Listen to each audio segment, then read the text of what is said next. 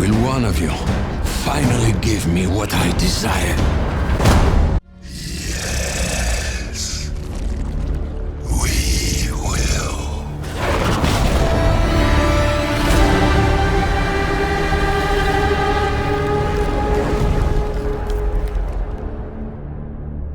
What's going on, guys? RBG here, bringing you a breakdown on the gameplay reveal trailer for Marvel Spider-Man 2.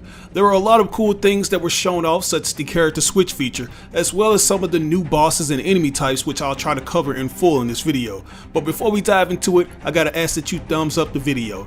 Yeah, I know it's annoying getting this request at the very beginning of the video, but YouTube's algorithm sort of encourages it. So if you rock with your boy and you know I'm gonna bring you that fire content, then smash that like button. And if by any chance you make it to the end of the video and you felt like you wasted your time, then by all means feel free to take that like back and give it a dislike. Just do me a favor and rate the video. But yeah, guys, after almost 2 years, we finally got a chance to see what Marvel Spider-Man 2's gameplay will entail. Which is crazy because it seems like it was just yesterday that we were hearing the main antagonist Kraven the Hunter asking, I quote, "Will one of you finally give me what I desire?"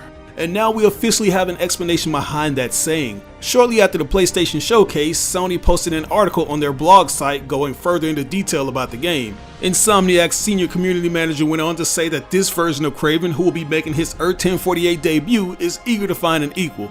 We see him looking extremely frustrated after surprising someone who thought they could best him only to be caught by the notorious Hunter.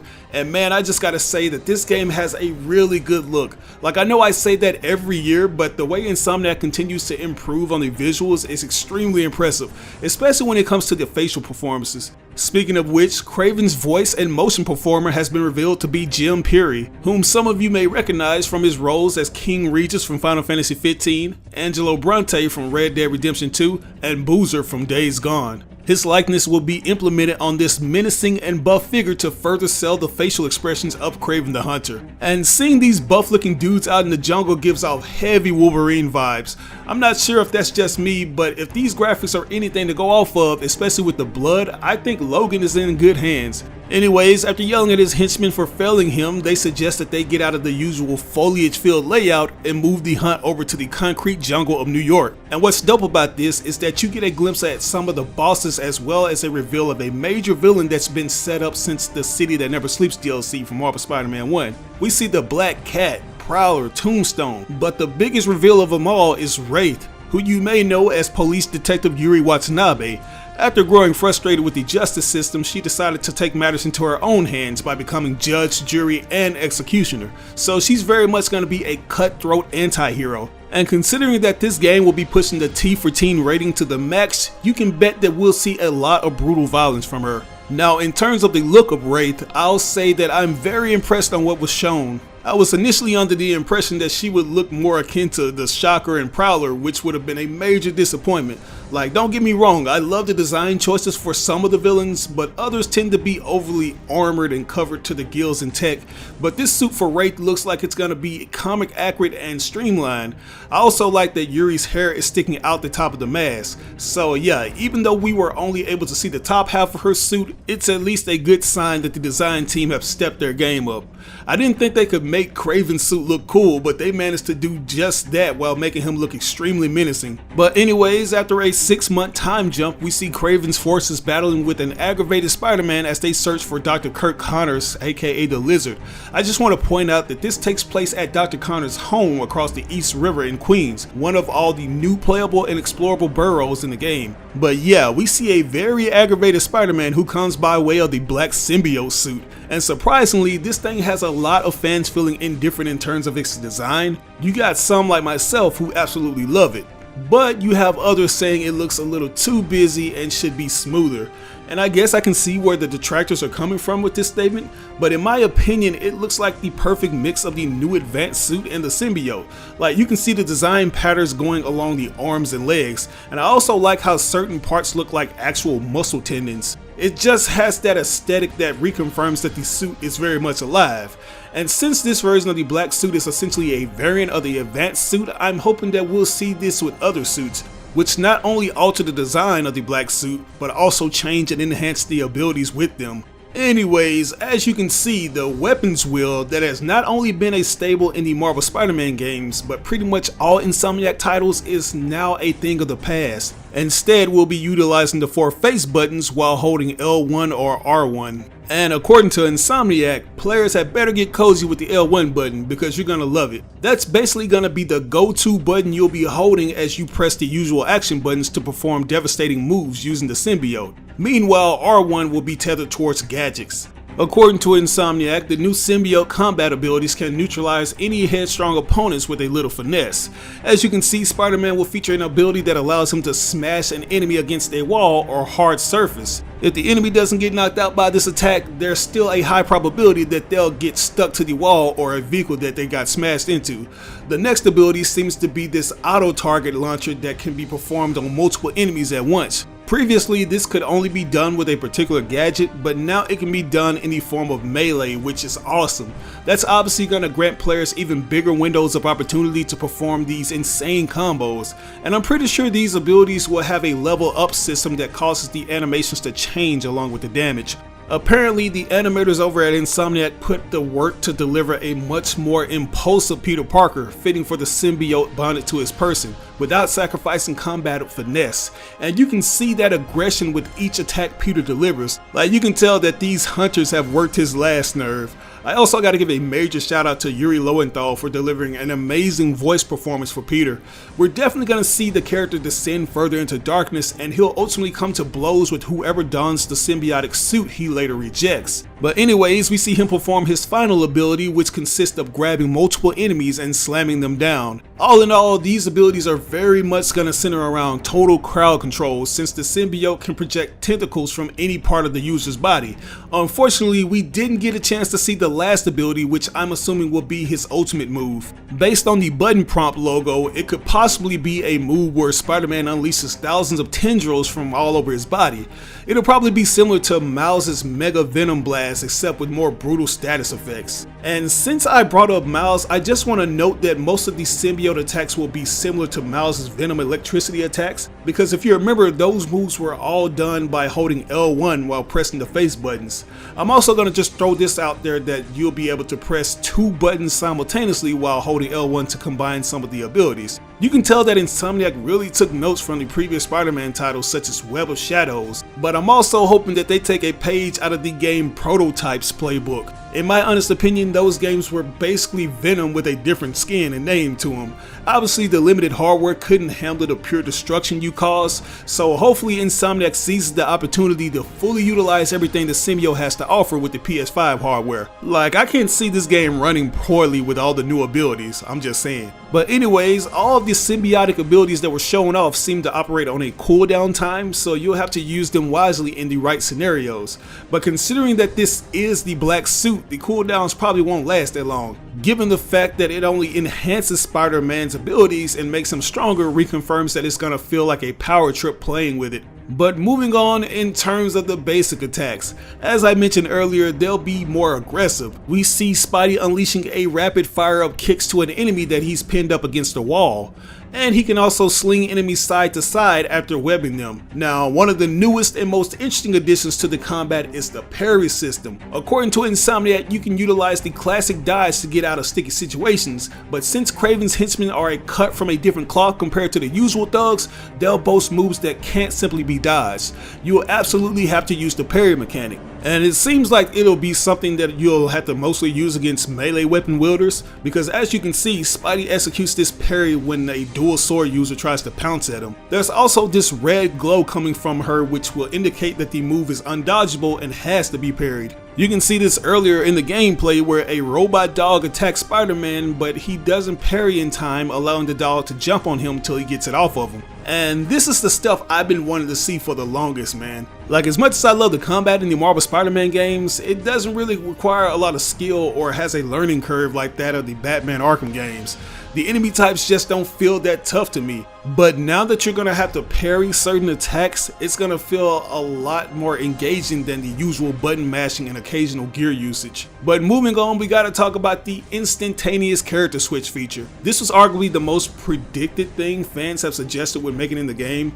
Obviously, since there are gonna be two Spider-Men who both have their own separate lives, they're not always gonna be in close proximity of one another. And in this case, Peter knew he wouldn't make it in time to save Dr. Connors, so he calls Miles to keep the hunters occupied until he gets there. After pressing the square button, it instantly switches over to Miles, and we get a good idea of just how much the web swinging speeds have improved. Although the speeds were good in the previous installments, they didn't quite match the web swinging speeds you could reach in titles like Spider-Man 2 the movie game and Web of Shadows.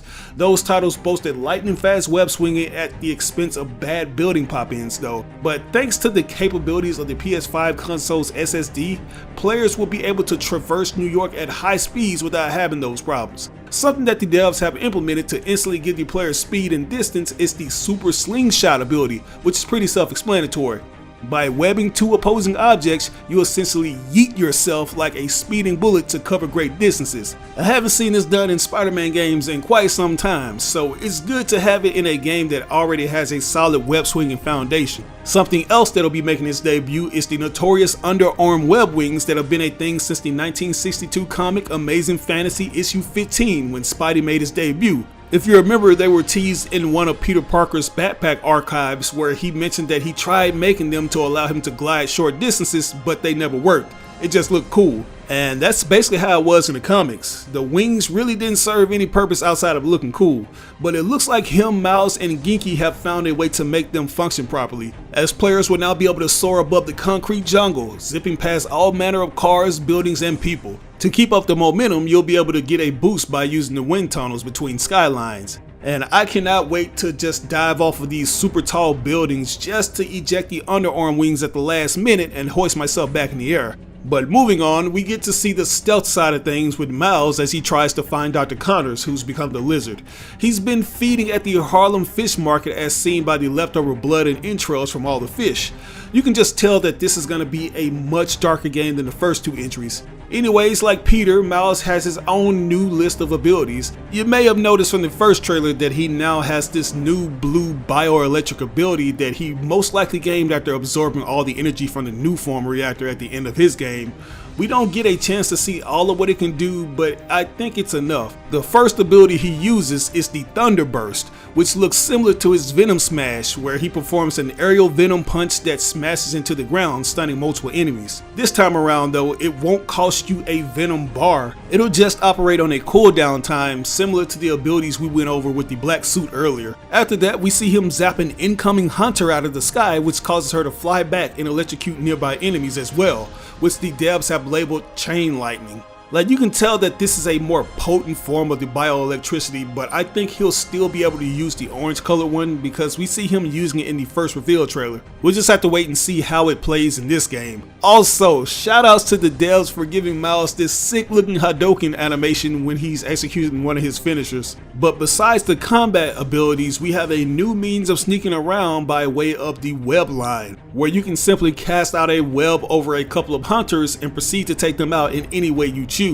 Insomniac is also introducing dual takedowns, which is arguably something that should have been introduced in the first game, but hey, it's here now, so I can't complain.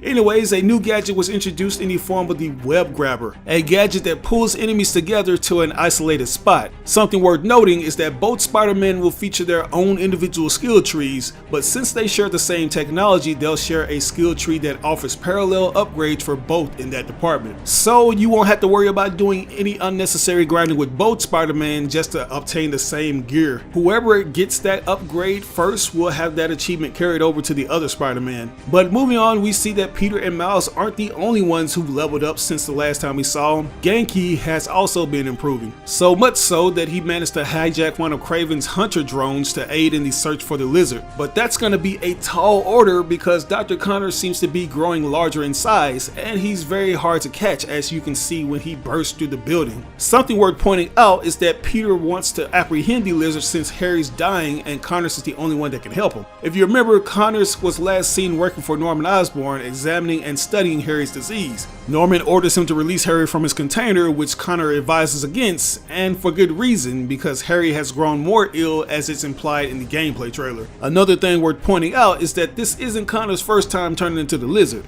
as implied when we see his vial of blood in Peter's backpack archive. Sometime before the first game, he transformed into the humanoid reptile that would become one of Spider-Man's earliest foes until Peter came up with a cure, but it only worked temporarily. Yet somehow Kurt was able to revert back to his human form and aid Norman Osborn's research, only to turn back into the Lizard again, except this time he's bigger and stronger than ever. Anyways, we get an even more intense taste of the web swinging through Insomniac's signature set piece moment. It's pretty much become customary at this point where we get these trailers that show off gameplay aspects like the combat, a little bit of stealth, and then they end off with a bang with this high octane set piece. We got the epic helicopter chase sequence in Marvel Spider-Man 1, the fight sequence with the Underground on the Braithwaite Bridge in Miles Morales, and now we have a high-speed chase on the water, but instead of controlling one Spider-Man, you'll be able to experience the story from the perspective of both Spider-Men.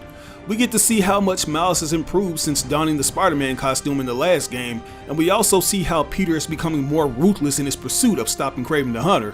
One thing you'll notice is the constant references to the so-called Beast. For example, in the beginning when the hunters are searching at Dr. Connor's home and one of them says the Beast could be anywhere, Peter bursts out of the basement and says, "You have no idea." And then you have the scene where Miles insists on accompanying Peter to deal with the Lizard because he has big teeth. To which Peter replies, "So do I." So Peter is essentially referencing himself as this monster or beast. And you can kind of see the eyes on his suit change into a similar style to Venom when he says this, which further alludes to most of Peter's dialogue and actions being strongly influenced by the symbiote. This could also be a sign that the costume will gradually change over time, similar to how it did in Spectacular Spider-Man the cartoon. Even though he's still rescuing people, he's being extremely rough with them, as you see when he tosses this one guy he saves. Many have theorized that he just may possibly already be Venom, and I have my own suspicions on that, but I'm gonna save it for a later video. Until then, I want to know what you think about all these details. Do you like Insomniac's design of the black suit? And are you satisfied with the new web swinging mechanics? Let me know down in the comments below. As always, I ask that you like or dislike the video. It doesn't have to be a thumbs up, you can give me a thumbs down if you want to. But if you truly enjoyed this video, I really appreciate it if you shared with all your friends and family members on all the different social media outlets. Sharing is caring. But anyways, this is your boy signing out on another video. I'll catch you guys later. Peace out.